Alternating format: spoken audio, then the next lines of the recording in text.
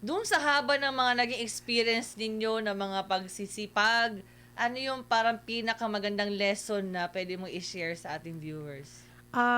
Wag ang pinakaano ko talaga, wag aayaw. Kahit gaano kahirap, kahit gaano ka baba yung posisyon mo. Dahil ako nagsimula ako sa pagiging yaya. Pero minahal ko yung trabaho ko. Talagang alagaan mo lang yung trabaho mo at ibibigay din talaga ni God basta kailangan mabuti kang tao. Kasi kung sipagan mo lang tapos lagi ka namang nakakasakit ng kapwa, useless lang din po. Oo, tama.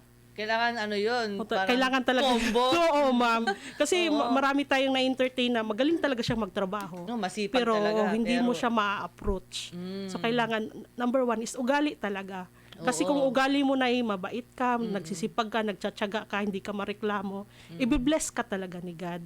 At saka mararamdaman mo yun. At kahit sa workplace, 'di ba? Kung I mean, okay siya magtrabaho. Nakakagaan kasi yun ang atmosphere. Yes, ma'am. Oo, yung kayong lahat, okay kayo. Parang gano'n. Opo, diba? yung walang away.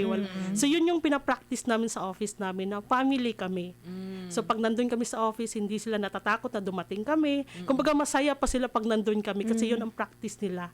So para lang kaming pamilya pag nakikita yung mga team namin.